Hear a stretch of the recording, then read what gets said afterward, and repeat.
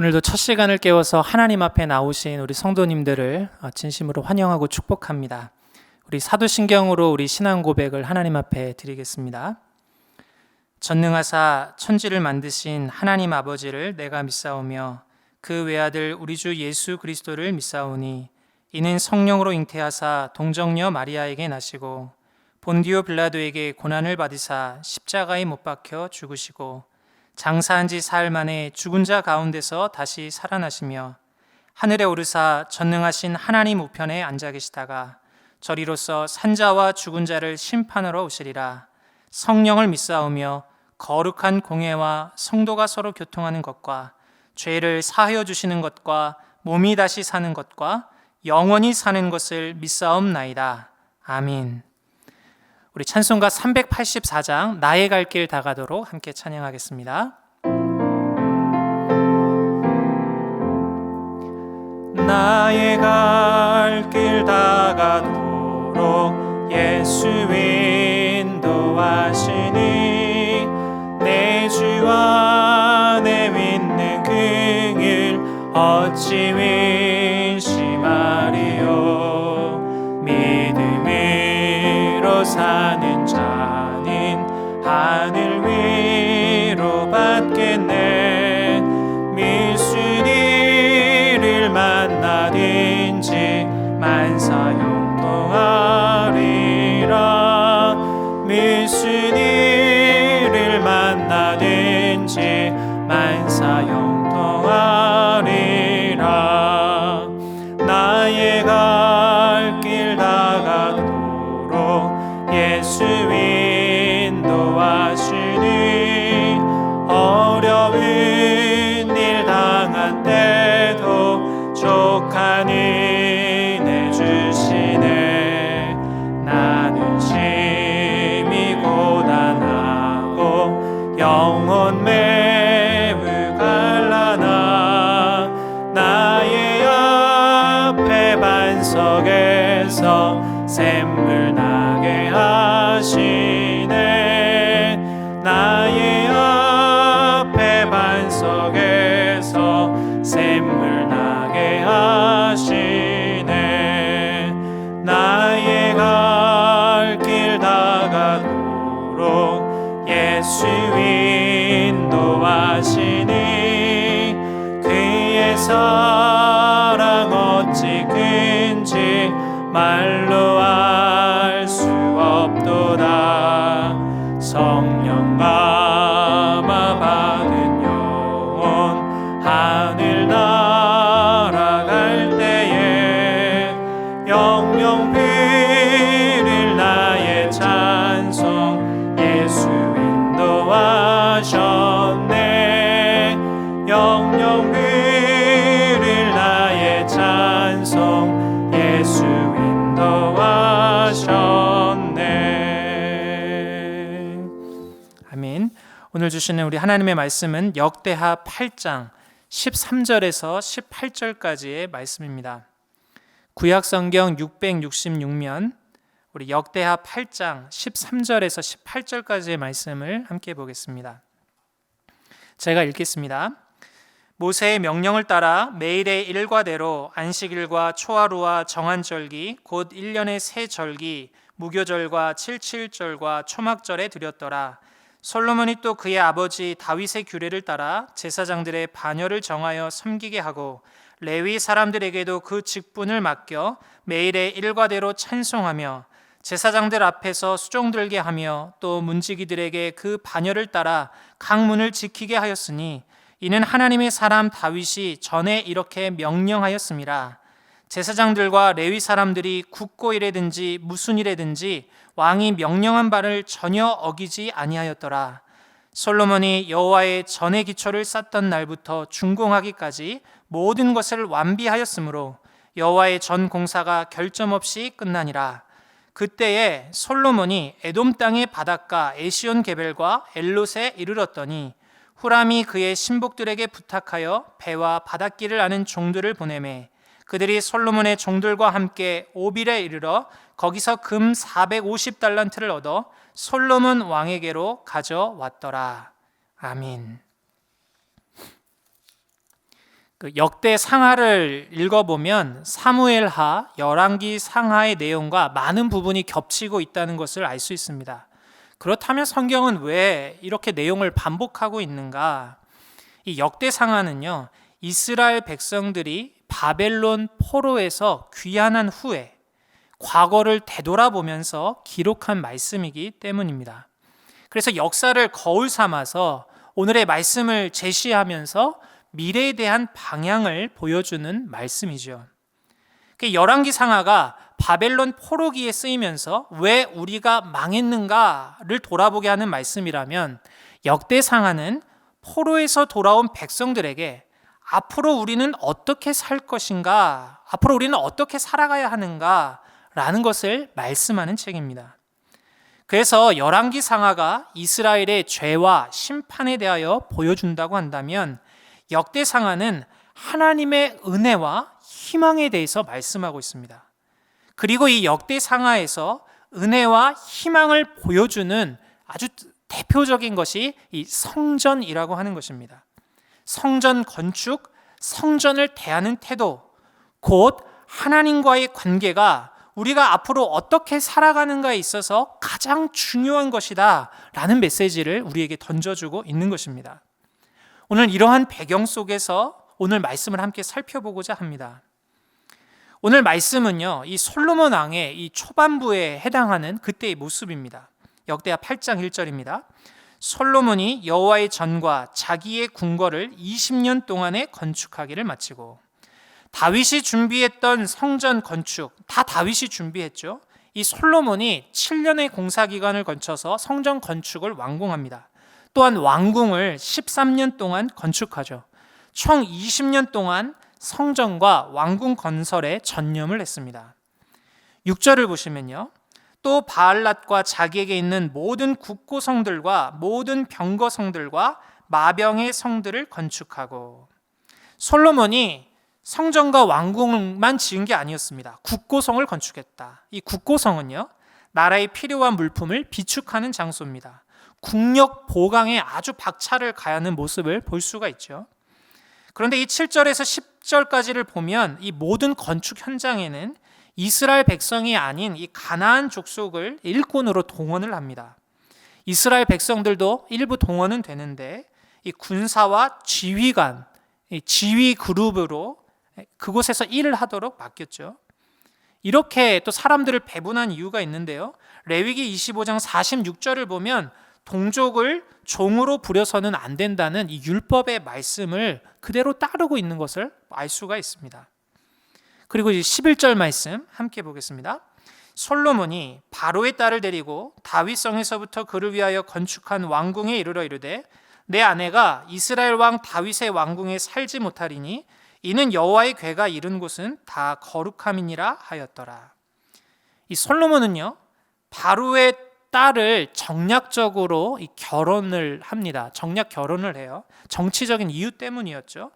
이 바로의 딸을 위한 궁을 이제 짓기 시작하는데, 완성되기 전까지 다윗성에 살게 했습니다. 그리고 나서 이 왕비를 위한 궁이 완성되자 그녀를 다윗성에서 옮겼다라고 말합니다. 그런데 왜 다윗성에 함께 머물지 않고 이 바로의 딸을 옮겼냐면, 이 성전 건축하기 전까지 하나님의 언약궤가 이 다윗성에 있었거든요. 언약궤가 있는 곳이 거룩한 곳, 또 성전과 같은 의미였죠. 근데 이런 성전 내에는 이방인이 함께 거할 수가 없었습니다. 그래서 솔로몬은 이러한 신앙적인 이유 때문에 애굽 바로의 공주를 옮기는 이런 행동을 하죠. 그러니까 하나님에 대한 신앙을 지켜가려는 모습을 우리가 볼 수가 있습니다. 뿐만 아니라 솔로몬을 보십시오. 안식일과 절기를 지키는 것, 제사장 제도를 정비하는 것, 직분을 감당하는 것, 이 모든 것을 모세의 명령을 따라 아버지 다윗의 규례를 따라 감행했다고 말하고 있습니다. 역대하 8장 13절에서 14절 보세요. 굵은 글씨로 한 부분을 보시죠. 모세의 명령을 따라. 또 이후에 보면 아버지 다윗의 규례를 따라. 이유도 보면 이는 하나님의 사람 다윗이 전에 이렇게 명령하였습니다. 내 아버지 다윗처럼 살아라. 그래서 하나님의 말씀을 먼저 가지고 살아라. 왕이 되었지만 솔로몬은 이 삶에서 하나님의 말씀을 앞에 두고 하나님의 말씀을 삶의 기준으로 두고 그 말씀을 따라가는 삶을 살고 있습니다. 이러한 삶들을 살아가면서 마침내 성전 건축을 마치게 되죠. 역대하 8장 16절입니다. 솔로몬이 여호와의 전의 기초를 쌓던 날부터 준공하기까지 모든 것을 완비하였으므로 여호와의 전 공사가 결점 없이 끝나니라. 모든 것을 완비했습니다. 결점 없이 하나님의 성전을 지었습니다. 이만큼 솔로몬이 마음을 다해서 하나님의 성전 짓는 곳에 최선을 다했다는 것을 보여주죠. 그런데 이렇게 말씀이 딱 끝나면 이렇게 마음을 다했구나 하는데 아주 재미있는 구절이 있어요. 바로 17절과 18절입니다.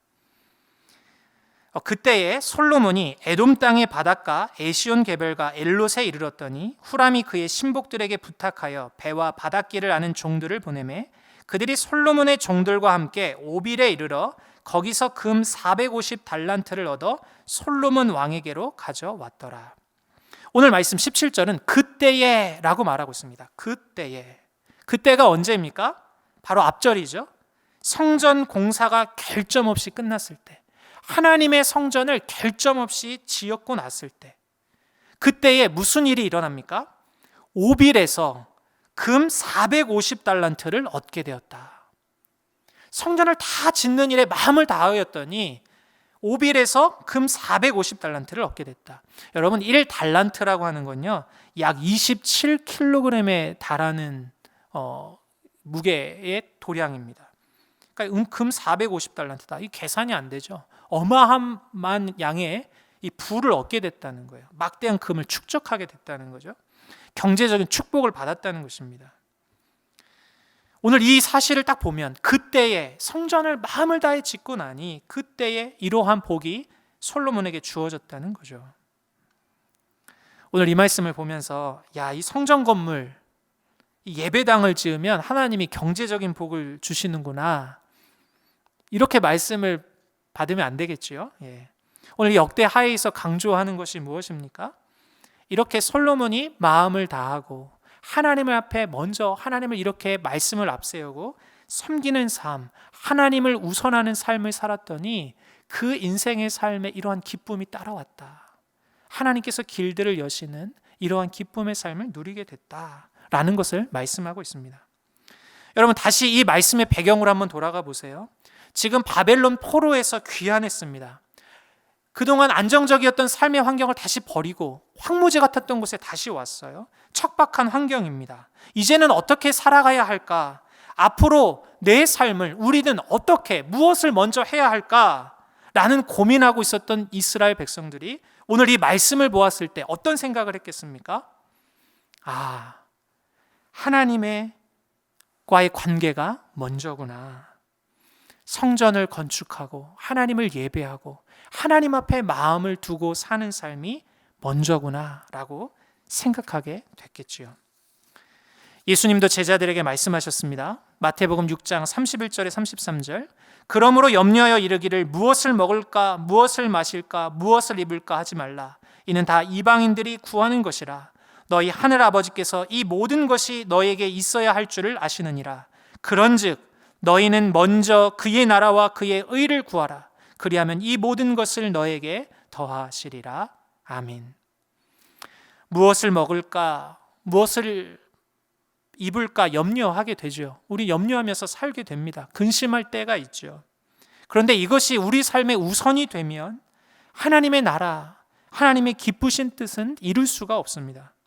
그런데 우선순위를 바꿔서 먼저 하나님의 나라와 의를 구하면, 먼저 하나님께 마음을 두고 하나님의 뜻을 구하고 하나님께서 기뻐하시는 것을 우선하여 살아가면 하나님께서 더하시는 것을 볼 것이다 라고 말씀하고 있습니다. 당장의 이익을 우선하면서 사는 사람은 옳은 삶을 살 수 없습니다. 그런데 옳은 삶을 우선하며 사는 사람은 마침내 이익을 얻는 법입니다. 그런즉 너희는 먼저 그의 나라와 그의 의를 구하라. 그리하면 이 모든 것을 너희에게 더하시리라. 사랑하는 성도 여러분, 오늘 이 새벽에 우리 자신을 한번 돌아보면서 기도하기를 원합니다. 내가 먼저입니까? 하나님이 먼저입니까? 나의 기쁨이 먼저입니까? 하나님의 기쁨이 먼저입니까? 나의 소원이 먼저입니까? 하나님의 소원이 먼저입니까? 내 뜻이 먼저입니까? 하나님의 뜻이 먼저입니까? 나의 필요가 먼저입니까? 하나님의 필요가 먼저입니까? 앞으로 우리는 어떻게 살아가야 할까? 코로나 이 시대에 우리는 어떻게 앞으로 살아가야 할까? 성경은 우리에게 말씀해요. 먼저 그의 나라와 의를 구하라. 우선순위가 바뀌어 있다면 말씀에 의지하여 바꾸어 보십시오. 하나님을 앞에 두고 하나님의 기쁨과 소원과 하나님의 뜻을 앞에 두고 하나님 말씀에 의지하여 우선순위를 바꾼 삶을 살아가 보십시오. 더하시는 하나님의 일하심을 보게 될 것입니다. 바꾸었을 때 만나는 새로운 하나님의 기쁨을 맛보게 될 것입니다. 오늘도 주님과 함께 주님을 먼저 주님을 앞에 두고 살아가시는, 그래서 그 더하시는 기쁨을 누리며 살아가는 우리 모두가 될 수 있기를 예수님의 이름으로 축복합니다. 기도하겠습니다. 하나님, 눈앞에 보이는 당장의 이익 때문에 하나님을 부인하는 우리의 삶이 되지 않도록 하나님 우리를 도와주옵소서. 무엇보다도 가장 귀하신 주님을 온전히 바라볼 수 있는 믿음을 허락해 주옵소서. 먼저 그의 나라와 의를 구하면서 더하시는 하나님의 일하심을 만나는 우리 모두가 될 수 있도록 인도해 주옵소서. 감사드리며 예수님의 이름으로 기도합니다. 아멘. 이 시간에 우리 함께 몇 가지 기도 제목을 가지고 함께 기도하도록 하겠습니다. 첫 번째 기도할 때는요, 하나님이 우리의 참된 소망이심을 알게 하옵소서. 하나님, 우리가 하나님을 온전히 먼저 볼 수 있도록 도와주옵소서. 함께 기도하고요. 두 번째는 우리 눈앞에 보이는 당장의 이익이 아니라 하나님께서 기뻐하시는 것에 마음을 두고 살게 하옵소서. 오늘 말씀을 기억하시면서 붙잡고 함께 기도하고요. 세 번째로는 우리 1만 성도 파송운동, 가평 우리 마을, 기독교 성률연구소 등 교회 주신 사명을 잘 감당하게 하옵소서. 우리 교회 주신 사명을 붙들고 함께 기도하며 나아가도록 하겠습니다. 기도하겠습니다. 살아계신 하나님 아버지, 하나님이 우리의